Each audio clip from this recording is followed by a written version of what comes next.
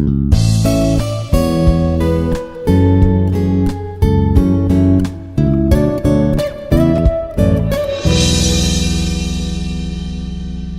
dear viewers, my name is Dr. Mohmad Pandit, Assistant Professor at the Department of English, Institute of Aeronautical Engineering, Hyderabad. Today in this video lecture, we will talk about structure of syllables. In this video lecture, you will come to know the very definition of syllable. Then the second, what are the different kinds of the syllables and why syllables are important. Okay, therefore to start with the definition, what's syllable? Syllable, it's the next higher unit than an individual speech sound. We have different individual speech sounds. For example, we have different phonemes like this p, or for that matter, we have this t. These are the phonemes, and a syllable. It's next higher. It's next higher unit than these individual speech sounds. It means syllable is higher than this p, or for that matter this t. It's much higher, or it's next higher. If we say that p, it's smallest sound unit, and syllable is next higher to this sound unit. That's why we say it is next higher unit than an individual speech sounds. We have different individual speech sounds. For example, we have 24 consonant sounds. Then we have the 20 vowel sounds. And the syllable, it's next higher to those individual consonant sounds. And for example, if I take like this, if I take example like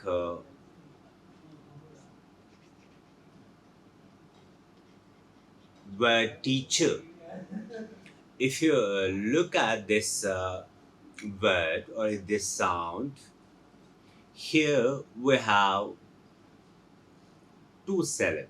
The first one is t, e, t. The first syllable is t, and the next syllable is ch, teacher.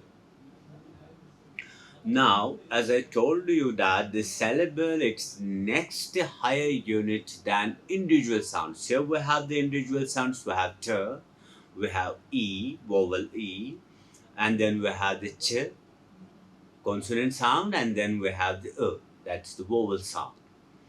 And now this syllable, it's next higher to t sound, or next higher to e sound. Therefore, we can say that here t is next higher to t, individual t sound. This is syllable, and again ch, this is again a syllable. That's why we call it a disyllabic word.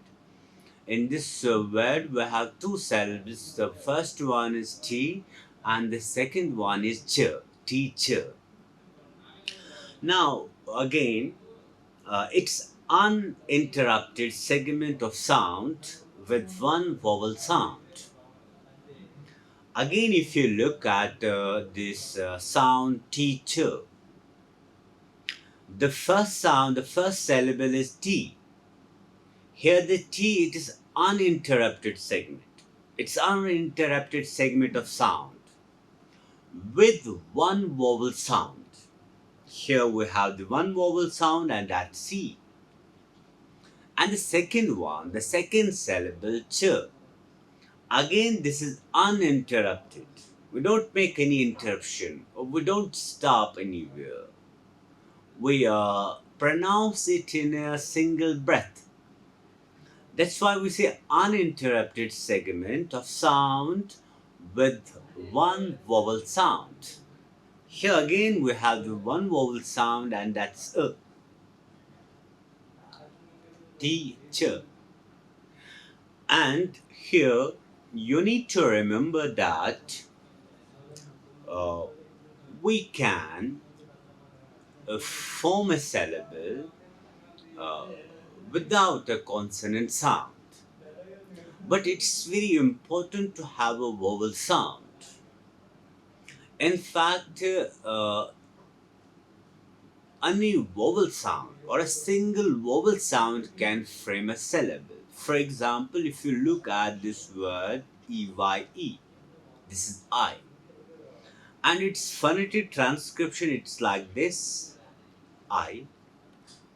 Here, we don't have any consonant sound. We have only one vowel sound, in fact, one diphthong, that's I. We call it a syllable. That's why I told you that it's very important to have a vowel in order to form a syllable. But at the same time, it's not important to have a consonant sound. That means we can frame or we can form a syllable without a consonant, without a consonant sound. Yes, as in like here, I. This is a monosyllabic. Here we don't have any consonant sound. Now the next one is it's some syllables have two vowels that make one sound. We have some syllables that have two vowels that make one sound. For example, if you take this BEAD, here we have E and A, two vowels, but these two vowels they frame or they form a single vowel sound. If I write the phonetic transcription, it's like B, and then we have E and T. This is beat. Here the two vowel sounds E and A, they form a long vowel sound, that's C. That's why we say some syllables have two vowels that make one sound. And from these points, we can deduce a definition for syllable. Now, the definition goes like this: a single unit of speech. It's a single unit of speech. Either a whole word, sometimes the syllable, it can be a whole word like in I,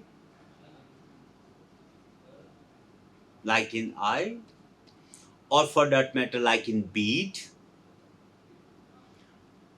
or one of the parts into which a word can be separated. Or sometimes it can be a whole word, but sometimes it can be a part of a word. As I told you, the word, for example, we have the word teacher.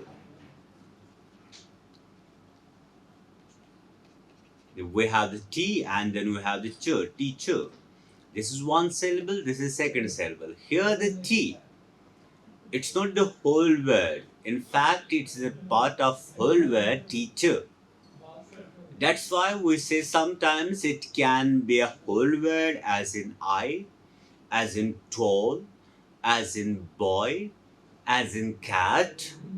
But at times it can be a part of a whole word as in teacher, or as in absurd, or as in, for example, about.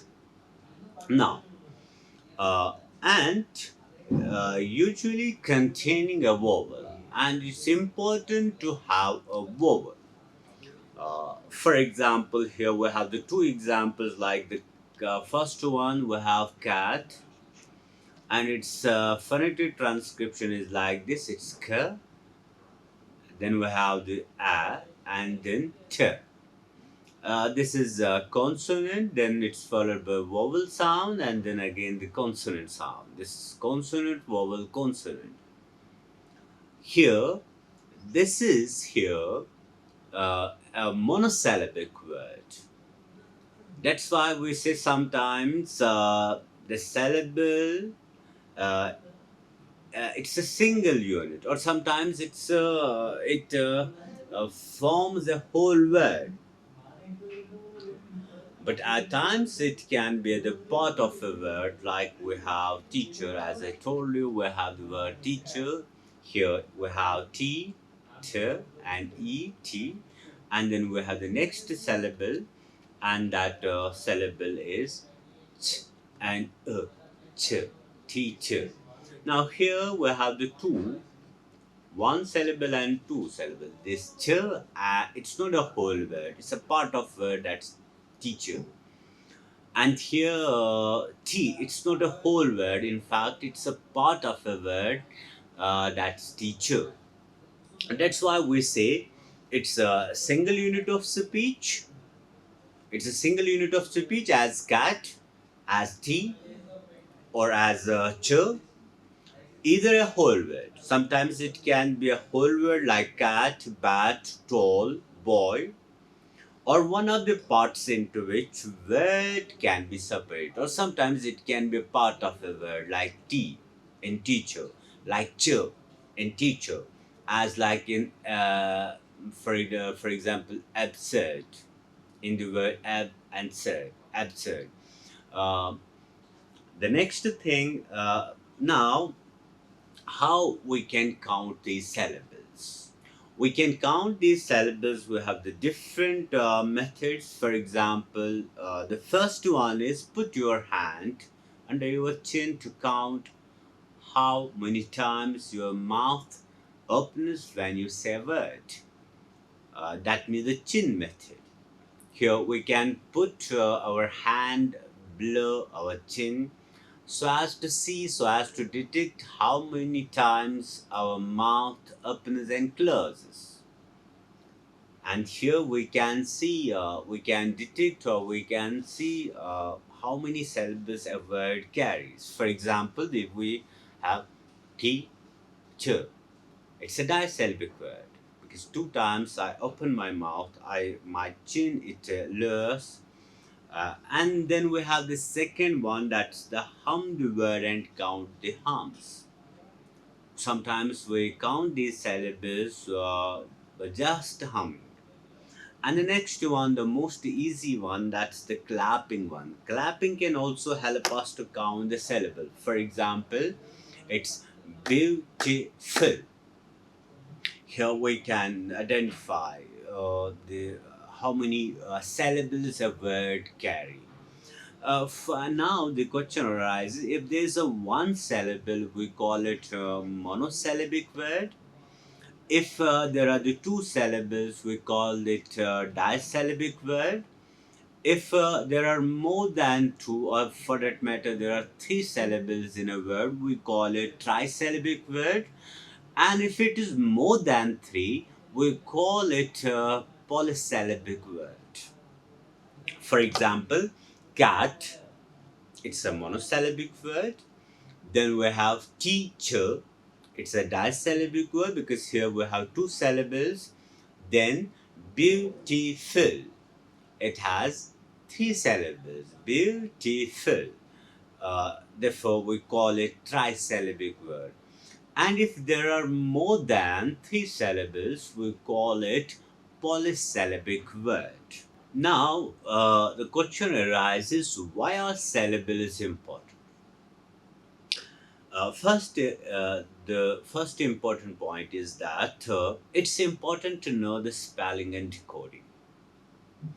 If you know the syllable division, if you have the knowledge of syllables, or if you know the syllable division, you can learn the spelling of words, and critical to teach to students who struggle in either reading or spelling. Here, this if you know the art of syllable division, you can improve your spelling. At the same time, you can master the art of reading. Art of reading.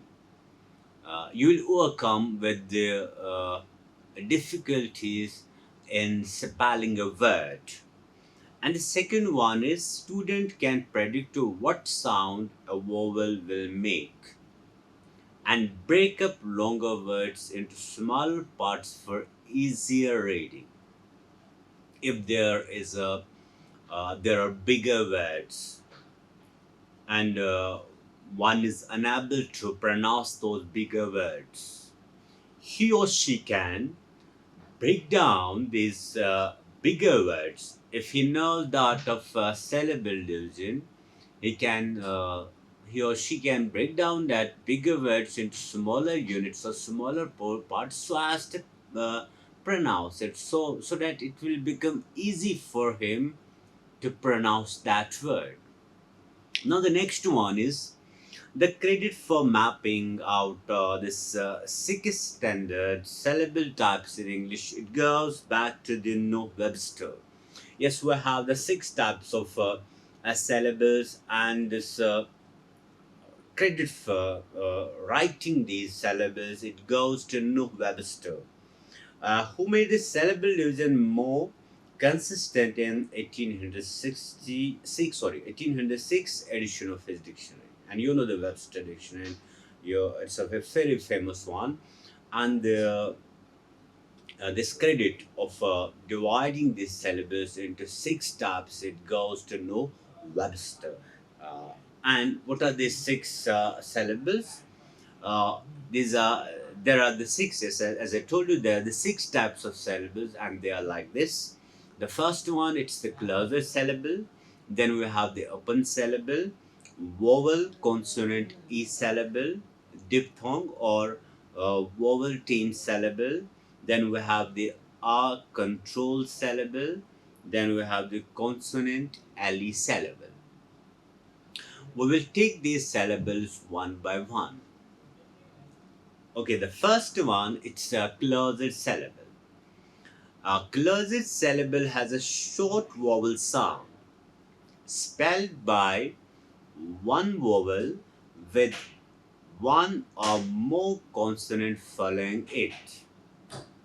Here, the important point is the consonant or the consonants close in the vowel with a one or more consonant following it.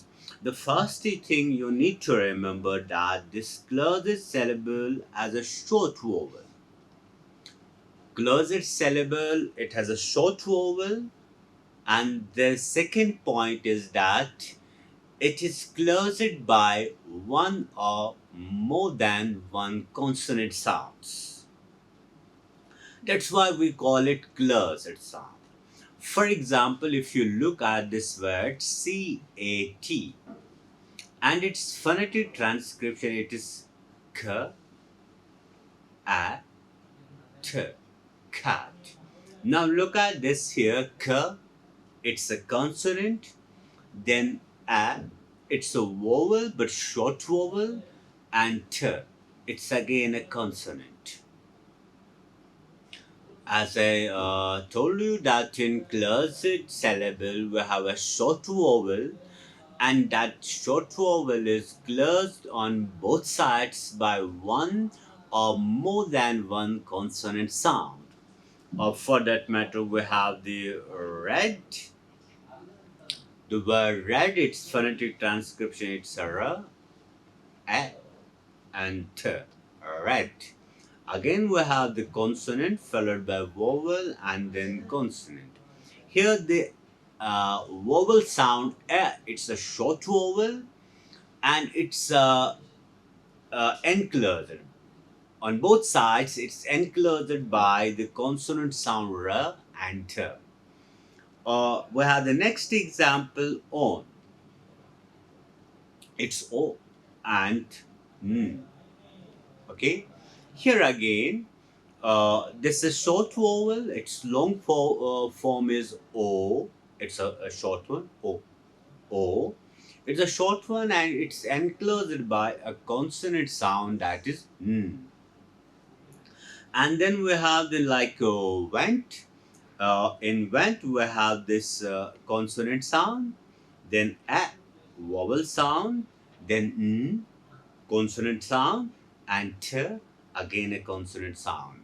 And the short vowel, it can be enclosed by, or it can be closed by one consonant sound or more than one consonant sound. As here in vent, we have the two consonant sounds that enclose or that close short vowel or closed vowel a. Uh, Now we have the next one, that's the open syllable. An open syllable has a single vowel at the end, leaving it open to make a long sound. Here in open syllable, as the word suggests, here the vowel or the syllable, it's open. It's not enclosed by any consonant sounds. And one more thing, here we have a long vowel sound. For example, if you look at the word go, go, and this phonetic transcription of go is go, and then it's followed by a diphthong, that's o. But in syllable division, we call it a vowel. Here go, it's a consonant, and o, it's a vowel sound. And the diphthong, it's considered as a long vowel. And here the O sound, it remains open. It's not closed by any other consonant sound.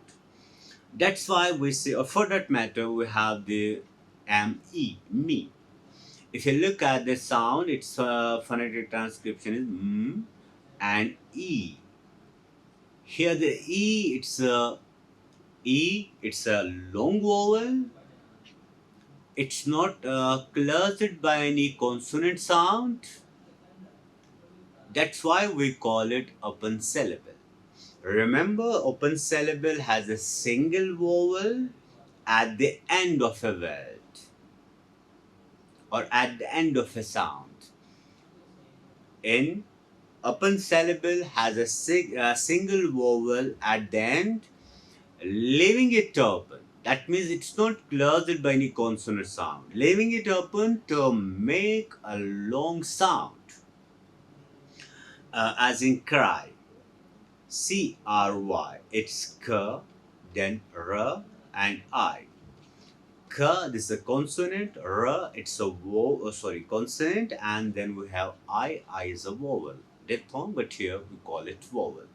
And which vowel? It's a long vowel. Therefore, you need to remember two things. The one is that this open syllable, it has a single vowel at the end, leaving it open to make a long sound. The next one is vowel consonant E syllable.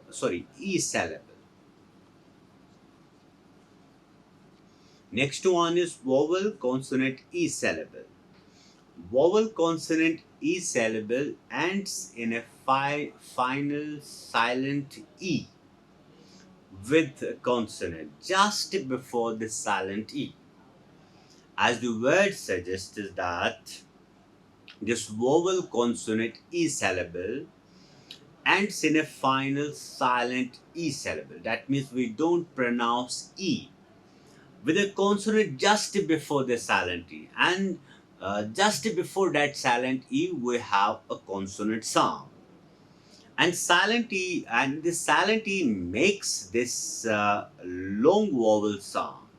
For example, we have the word like F-I-N-E.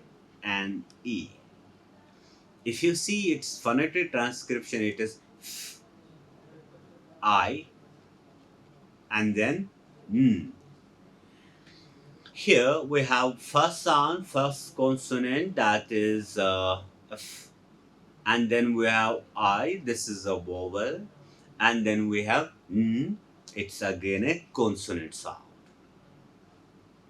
Here we don't pronounce this E. We don't pronounce this E. In fact, this E, it is preceded by a consonant, as here it is N. And the silent E makes the long vowel sound. Here, that's why we have I is a long vowel sound. Or for that matter, we have like cute, cute. It's k, then y, then we have oo and t, cute. Here, cute. It's k, then we have the y, then oo and t. Here we don't pronounce this e. It remains silent. And this e, it's preceded by a consonant, as here it's t. And one more thing, the silent E makes the long vowel sound, and this long vowel sound is oo. And again, here you will see in hum. In hum, the first sound is h, then we have o, a vowel o, and then we have the last one, that's m. Here again we don't pronounce E, it remains silent, and this E, it's preceded by a consonant, that's M. While remaining silent, it gives a rise, or it gives birth to a long vowel sound, as here it's O, her. Now the next one is the vowel team syllable. As you see the word team, it's suggestive, it means naturally there may be more than one vowel sounds, or the vowels may be in teams. Here, vowel team syllables use two or more letters to represent a short, long, or other vowel sound. Now, vowel team syllable use two or more letters. Look at the example, we have the WAIT. If you see this, we have A and I. These are both vowels. A and I, these are both vowels. Here the vowel is in team. And that's why we call it vowel team syllable. And if I write the phonetic transcription, it will be V and then A and then T. Wait. And here, this team vowel, it gives rise to a single vowel, and that vowel can be a long one or the short one. Or for that matter, if you look BOIL, here we have the two vowel O and I. But these two vowels, they give rise to a single vowel sound. They give a sound, and that can be a short and long. If you look, it's B, and then we have Y, and sorry, it's like this, Y and L, boy, boy. And here again, these two vowels, OI, they give rise or they give birth to a single vowel sound. And or for that matter, we have the beat. Here we have EA, or we have the suit. We have the UI. We have the vowel in team. That's why we call it vowel team syllable. And the next one is the R control syllable. Uh, when we say the R control, that means it is something that will tell us about uh, something about something here where the R is controlled. Syllable in which the vowel sound is followed and changed by R, as in her, bird, for. Now here, syllable in which the vowel sound is followed and changed by R. Both syllables in further. Now look at this example. We have this HER. This is her. Her. We have this R, but this R is controlled. It changes into a vowel sound, and its phonetic transcription is her, and then we have the long one, her. Or for that matter, we have BIRD. Now here we have R, but this R it changed into, if I write the phonetic transcription, it's B, then and D, bird, for. Uh, or for that matter, if you see this word, birthday, birth, birth, again this R it changed into the vowel sound, and then we have the day. Therefore, that's why we call it R control syllable. Syllable in which the vowel sound is followed and changed by R, as in her, bird, for, or birthday. Now the next one, the last one, that is the consonant alley syllable or CLE syllable. Consonant alley syllable are unstressed syllable at the end of a word, with consonant L and the silent E, as in table, as in maple. Here you need to look at this. That's why we have the first consonant followed by alley. That's why we call it consonant alley syllable. If you look at the word TABLE, here it's a B, it's a consonant followed by LE. Or for example, MAPLE, here it's a P followed by LE. And in both these cases, we don't pronounce this E. In fact, if I write the phonetic transcription of table, it is like this: T, A, T, and B, and L. Yes, there is a sound here on the upper limit. There's a sound, but it is so silent we don't pronounce it. But don't consider these words as a monosyllable, because as I told you that a syllable must have a vowel sound. Don't think that b and bell, we don't have any vowel sound. Yes, we have vowel sound, but it is so silent that we put it on the upper limit. Its phonetic transcription is t, a, t. It's the first syllable, and then we have b, and bell. And we don't write it like this, t, b, we don't write it. We put it here because it's so silent. It's not so prominent. That's why we call it as CLE syllable or unstressed syllable. It's unstressed syllable at the end of a word with a consonant L and silent E, as in table, as in maple. This is the last one. It was all about this syllables. For further rating, you can consult these books. Uh, we will meet again in another video with a different topic. Till then, goodbye. Like, share, and subscribe. Hit the bell icon for more updates.